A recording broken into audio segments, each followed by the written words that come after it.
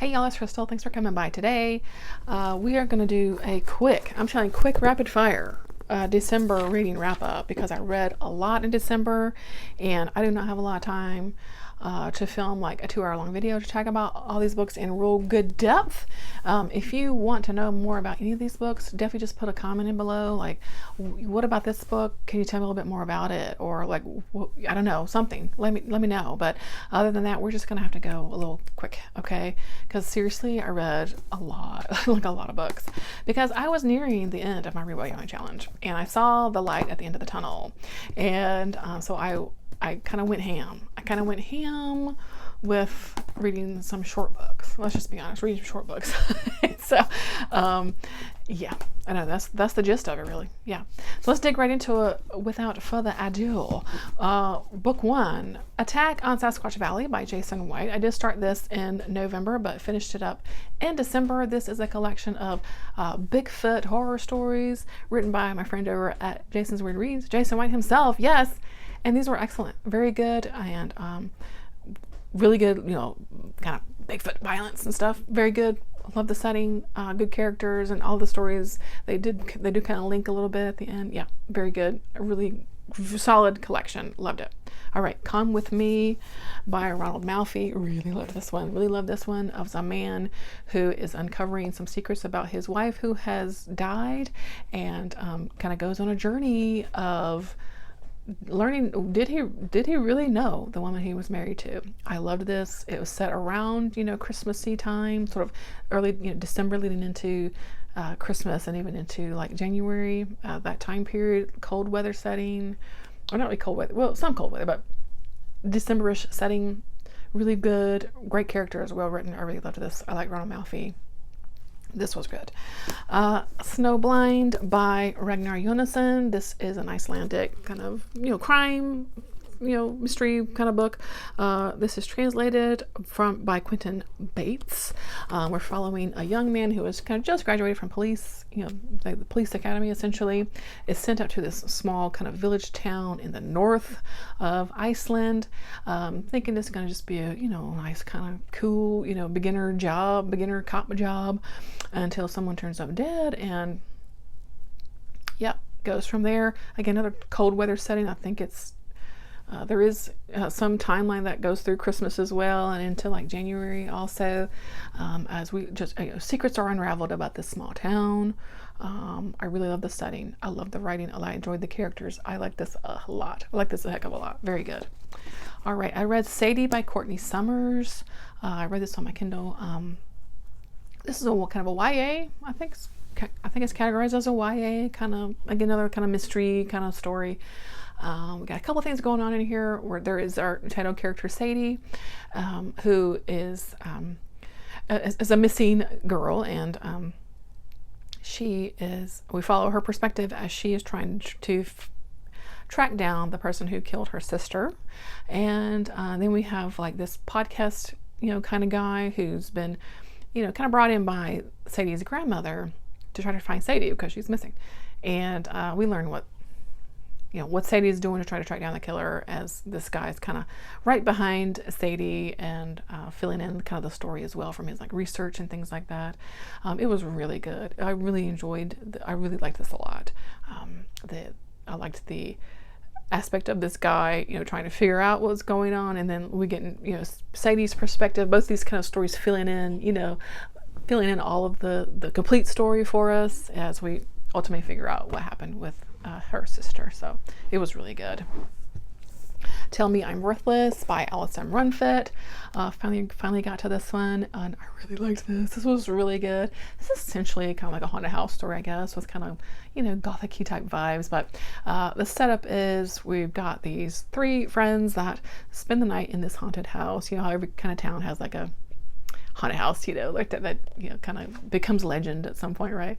They spend the night there, and they come out very much changed, and I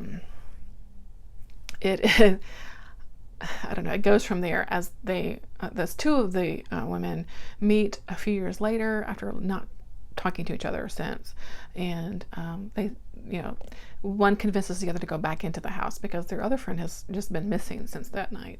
And we just learn what's going on in this house, dark history of this house.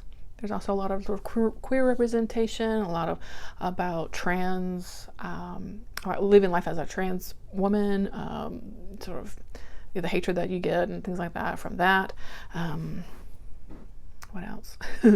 It's a lot kind of going on in here, but I really liked it. Some spooky vibes. Just, it was good. I really liked this one. Yeah.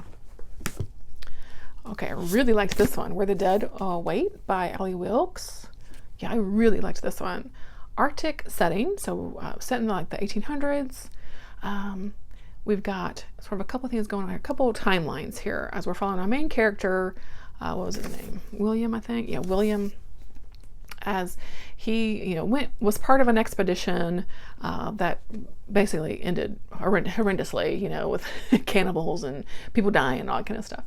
And so he comes home and he's kind of, not, he's kind of frowned upon, his reputation has been sullied, shall we say. And so some years have passed, and the guy that was the second in command, let me see, second in command for that first thing, the first expedition, has now gone missing on another expedition. And so he's kind of brought in to track the guy down, essentially see what's going on. Is he alive or dead, kind of thing. And that's kind of the gist of the story. But there's definitely some like hauntings here of like real or not, but like things that happened in the past, like decisions that were made about what on that first trip, and then like the ending just kind of went off kind of the rails, and I kind of loved it. And I was gonna say vibes, but that might be a bit spoilery of like what it reminded me of a little bit, but I won't say that. But I really liked this a lot. Love the cold Arctic setting, which is, I don't know, it's like a nightmare for me to be like stuck out on that. No way. And the characters were just, I just was pulled along. I read this physically. Like I really liked this book a lot. And it was good. I would recommend it if you like sort of historical set kind of horror. Yeah, it was good. Okay, Long Live the Pumpkin Queen by Shea Ernshaw. This is a Nightmare Before Christmas story. I love it because that's one of my favorite movies. Sally is one of my favorite characters. As we're following, this is basically a little of a sequel, to Nightmare Before Christmas, as Jack and Sally have gotten married. Yay, congrats. And Sally, though, is she's kind of finding it hard to kind of settle in this new role that she's expected to be in of the Pumpkin Queen. Like, she's like, well, I don't know if I'm really about this life, like she's struggling, right? And so she kind of goes on a journey of her own and maybe finds some self-discovery, and I really enjoyed it. I really did. We learned about Sally, and because she's like I said, she's my favorite. I love Sally so much, and I just loved being with Sally. So I enjoyed this. If you like Nightmare Before Christmas, you will probably have a fun time with it. If you don't, why would you read this book? Basically, if you don't like Nightmare Before Christmas, why would you read this book? So this is meant for, I think, Nightmare Before Christmas fans, and it was fun and cute and sweet, and I loved it. So yeah. Okay. What's next? Pumpkin Queen. Okay. Rock, Paper, Scissors by Alice Feeney. Okay, let me tell you right now, I'm an Alice Feeney lover. Okay. Some people I know just do not mess with her books. I love it because she's gonna give me something wild and crazy, and I'm always here for it. And I've loved everything that I read by Alice Feeney, including this absolute bonkers book. And again, look, you see the snowy setting? Yeah. So we got this married couple. Who, we've determined now that they've been together for maybe 10-ish years or so, and they get kind of stuck in a rut. They're having some hard times, and so they've kind of booked this little weekend away in Scotland. It's, I think, January, or maybe it's Christmas. I can't remember now. Well, no, it's their anniversary, so but it is the winter because it's lots of snow on the ground and that kind of thing. And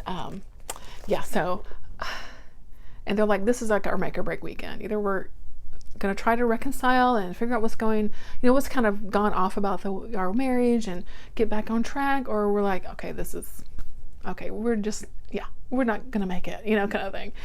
And typical Alice Feeney style. It gets bonkers banana pants, and I just love it because I don't need reality here, okay? I just want crazy reveals and secrets and wild stuff, and that's what she gives me every time, and I eat it up. I eat it up. I love it so much. So I love this. You might hate it. I don't actually care. I loved it. I love Alice Feeney. I love it. I just love bonkers crazy stuff sometimes, and this, she always just fits the bill. I love it. Okay. Wilder Girls by Rory Powers. Loved this. Okay, this was really good. We got a boarding school setting for girls on this remote island, and something has happened here, and that is sort of kind of physically changing the girls and the island in a way, because it also affects like the animals and things on the islands too. So they've been kind of cut off from the mainland for fear of spread, of course, and so they're just trying to survive. It's been, some few years, since the thing has happened, and, they've definitely lost some girls along the way, that kind of stuff. And so we're following, our main character as, finally something kind of happens to where we revealed some things, right? And I just really enjoyed this. It has some queer elements, which was really great. The characters were just, women at the end of the world, like how do they react? And I don't know, I just really liked this. This is a YA horror, really good body horror imagery in here. I liked it a whole heck of a lot, so I'm definitely glad I got to it finally. Okay, Carol by Darin Kennedy, another YA book actually. I read a few YA books this month. This is a Christmas Carol retelling with a teenage girl. I mean, I don't know really more else to tell you, but Carol herself was pretty interesting. I liked her. I did really like her, even though, she's not necessarily likable all the time because she's kind of a teenager girl, right? But she's definitely, had some trauma in her past. Her parents and her young sister died in a plane crash, and so she's been, living with her aunt and uncle. Yeah, she's definitely been, dealt some hard blows of life, right? But she's kind of developed this kind of outer crust, right? That's not letting people in and stuff like that. And it's a Christmas Carol retelling, so she's visited by 3 ghosts, the whole thing. And I overall thought this was really fun, and it was a little long, I think I felt at times, but overall really enjoyable, and just very, the spirit of like December and Christmas time, it was fun. It was fun to read during that time, and around Christmas time. And this is a local author here in North Carolina. So, I bought this book at like a book event a couple years ago now. So I'm glad to have finally gotten to it, and I did enjoy my time with it. So I liked it. It was fun. I mean, I read the whole thing. So yeah. What is next? Carol, How to Eat Fried Worms. Okay, this is a middle grade book, of course. Classic middle grade book. When did this come out? 80s? I can't remember. 1973. Okay, it's a bit older than I thought. Wow, okay. Wow. I definitely remember reading this as a kid. But I don't remember much about it. So this is me realizing that I only had maybe about 10 more books to read for my Read by Own challenge, so I knocked out some short books. This would be one of them. I listened to it on an audiobook. So it's about this group of boys, and they make a bet where the one guy, and this for $50. I mean, that's a lot of money for a kid, especially in 1973 money. That $50. Wow. So, but they bet him that he can't eat 15 worms in 15 days, essentially, is the story. Does he make it or not? Dun, dun, dun. I mean, it's not a great book about a kid eating worms, but it was fun. It's a lot of fun. As some of the boys try to like trick him into like not eating the worm for the day, that kind of stuff. It was fun. It's I think a classic, kids book at this point is How to Eat Fried Worms. It's fun. It's a fun little book. Okay, Road of Bones by Christopher Golden. Okay, this one I really liked, and I was a little surprised by it because I think I had different expectations of what this story was about than what it ended up being about. Now, I'm not mad about that, but sometimes you're like, wait a minute, I thought this book was about yada yada yada. Anyway, I really enjoy this to say, but okay, we're following these 2 guys who are, it's like kind of a director and like a filmmaker, like a camera guy. They do like reality TV type shows of, like ice road truckers kind of stuff, right? And so he's, the guy's looking for kind of his next hit. And so he's going to go up here to what they call the Road of Bones, which is in like Siberia of Russia, of course. And they're going to, meet the people along the way and find out about the history of that and are there ghosts and all that kind of stuff. And so these are like our two main characters. And then they do pick up this guy who is kind of like going to guide them through the road. And he's like a local, And okay, so it turns.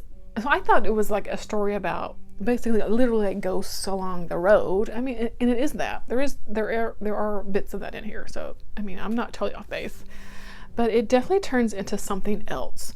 And especially like when these three guys get to this little small village for the night where they're going to stay the night, and they get there and like there's nobody around, and like they've like left doors open, and this is the dead of winter in Siberia, like it's January, you know what I mean? So they're like, what the heck is going on here? And the only one that's left is a young girl, like I don't know, she's maybe like 8 or 9, and happens to be the niece of the local guide, anyway. And so this turns into just a different kind of story with like some local kind of like lore. So you get like some folk horror bits going on in here. I don't know. I just really enjoyed it. I really did. I like when stories just kind of go for it and give me something different. And I just had a good time with this book. I really did. I really liked it a lot. It is not crazy long, so it was like just enough, you know what I mean? I don't know. I had a good time with this. I like this a whole heck of a lot. Okay. What was next? Oh yeah, I picked up 19 Claws and a Blackbird by Augustina Bazterrica, and this is a short story collection. I know this got pretty, mixed reviews when it came out, where most people really didn't like a lot of these stories, and I think it's because they went in expecting tender as the flesh for every story, and it's just not what this is. Okay, it's just not what this is. So some of these are horror stories. Some of them have a little humor to them. Some of them are just kind of weird, and they're not all hits, I will say. But I didn't like loathe anything, you know what I mean? Like, I don't know why this necessarily got so bashed when it came out.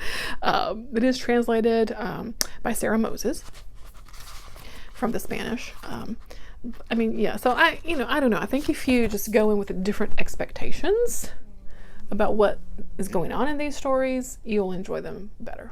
I'll say that. I remember really, really liking, what was the one? Candy Pink. Roberto was good. I remember that one. The Dishwasher was good. Wolf's Breath. Yeah. I mean, a lot of these I didn't really have a good time with them. They're weird. I mean, I will say. Some of them are pretty weird. But just, give it a go. I just give it a go. Don't let the totally negative reviews steer you from these stories, I say. Just give them a go. Yeah, I'll say that. Okay, Pet by Akwacke Emezi. This was good. This was really good. I love this cover. See the gold flashing in the... Yeah, okay, this was really good. So, another YA. Is this considered a YA book, I think? Yeah, YA book by Akwacke Emezi. Yes. Okay. I had it on my shelf for a while. And this was so good, you guys. Okay, so we're following this girl named, her name Jam, which is like one of the best names ever. And okay, so we're living in this world that's kind of, feels like it's kind of like kind of like a post-revolution almost kind of has happened. And it's a world where no monsters exist anymore, right? Because of, there are people that are older now, but they've gone through, like I said, kind of like a revolution almost, and gotten rid of, bad people from the world and things like that.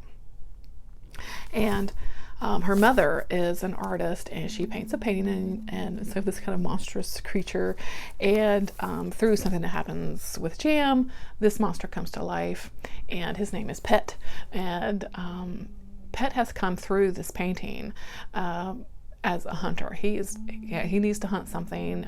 Something bad is happening somewhere, and so pet teams up with Jam and her good friend Redemption to figure out what's going on, essentially.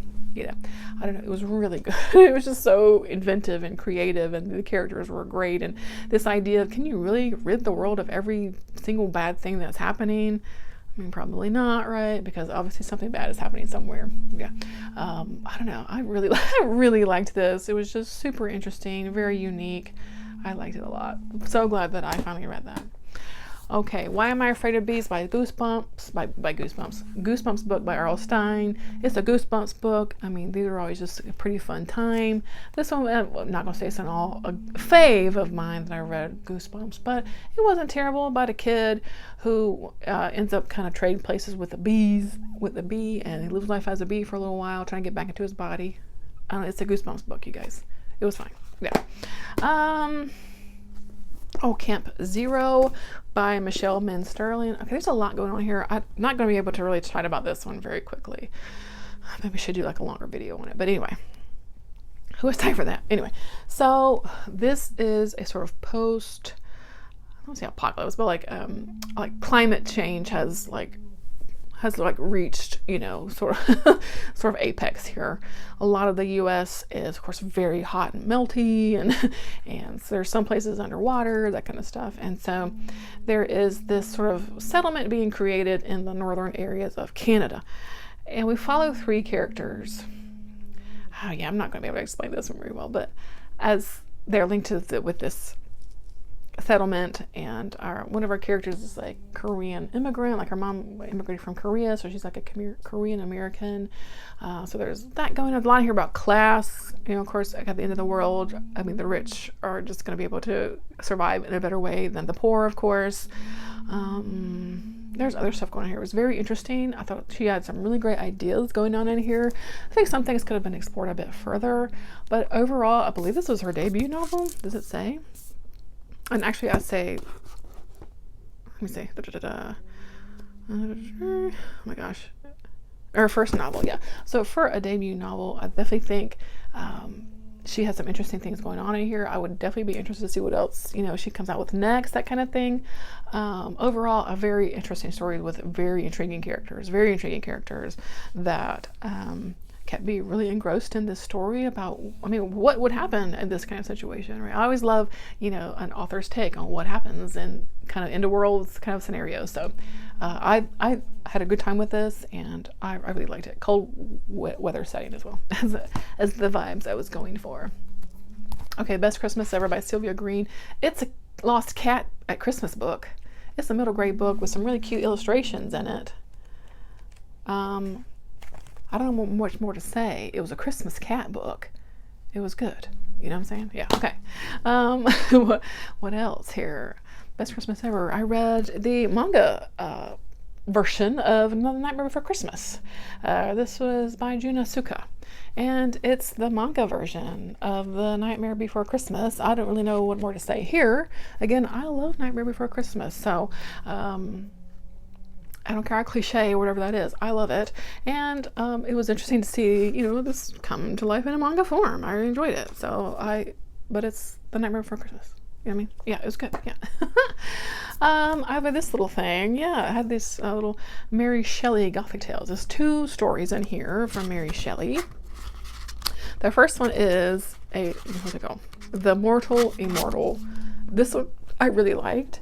And the second one was called On Ghosts, and it was okay. I liked the Mortal Immortal better, about this immortal guy. And there was kind of sadness to it, and it's not like a vampire story. It's like he gets like wrapped up in working with this kind of scientist guy, and he takes a little swig of one of his potions, and it turns out it was like this immortality potion. So he's been alive for like 300 years or something like that. So and he's kind of reflecting on his life, you know, how he got there and that kind of thing.